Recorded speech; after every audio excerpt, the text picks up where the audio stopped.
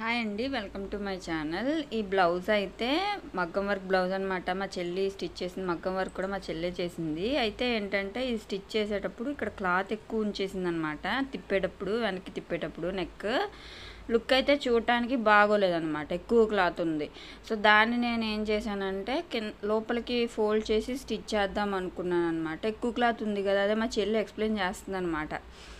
అక్క ఇక్కడ ఫినిషింగ్ చూడటానికి బాగోలేదు, అందుకని చెప్పేసి ఇంత ఎక్కువ వద్దు అని చెప్పేసి నేను మొత్తము ఫోల్డ్ చేసి స్టిచ్ చేస్తే సరిపోతుంది అని అనుకున్నాను. బట్ అది అన్ని చోట్ల అంటే వంపుల దగ్గర తిరగట్లేదు అనమాట. మొత్తం అంతా కూడా నీట్గా రావట్లేదు. ఇంత కష్టపడి చేసింది ఫినిషింగ్ నీట్గా లేకపోతే బాగోదు కదండి. సో ఏం చేశానంటే ఇంకా స్టిచ్చెస్ అన్నీ మొత్తం విప్పతీసేసాను అనమాట. ఇక్కడ నార్మల్గా ఇక్కడ కుట్టుంది, దీన్ని ఫోల్డ్ చేద్దాం అన్నట్టు విప్పుతున్నాను. కొంచెం ఫోల్డ్ చేసి ఈ కొస వరకు స్టిచ్ చేశాను, అయినా అంత నీట్నెస్ అనిపించలేదన్నమాట. ఇక్కడ ఫోల్డ్ చేసి ఇదిగోండి ఇక్కడ వరకు స్టిచ్ చేశాను. బట్ ఇంత 2 days చేసిందంట మగ్గం వర్క్.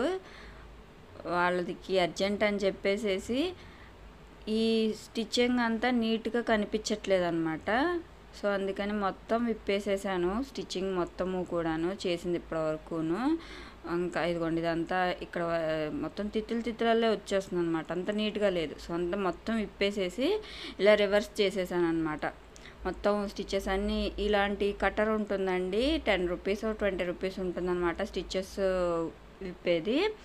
దాంతో మొత్తం నీట్గా విప్పేసేసి సింగిల్ ఫుట్ తోటి రివర్స్ చేసేసి పక్కనే పాదం పక్కనే కుట్టుపడేలాగా, అంటే మగ్గం వర్క్ పక్కనే కుట్టుపడేలాగా మళ్ళీ దానిపైన స్టిచ్ వేస్తాను అనమాట. రివర్స్ తిప్పేసేసి లోపల వైపుకి మగ్గం వర్క్ ఉందన్నమాట.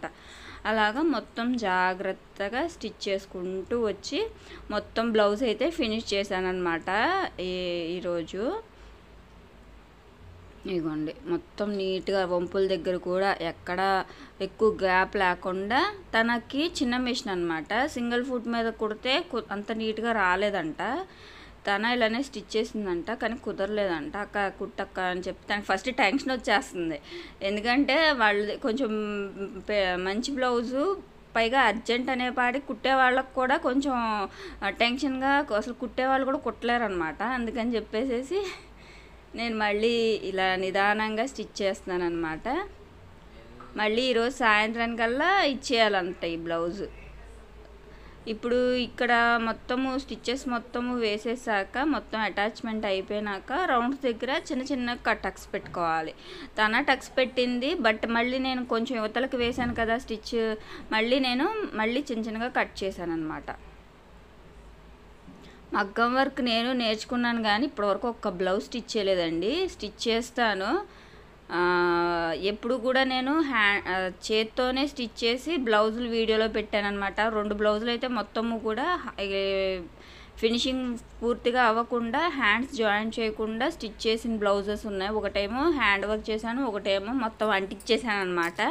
స్టోన్ లైన్ కానీ మొత్తం అంతాను 7000 గమ్ తోటి. అది బాగుందన్నమాట, ఇప్పటివరకు ఓడలేదు. ఇదిగోండి మొత్తము కూడా స్టిచ్ చేసిన తర్వాత ఇలా నీట్గా వచ్చిందనమాట. చూడండి ఎంత బాగా వచ్చిందో.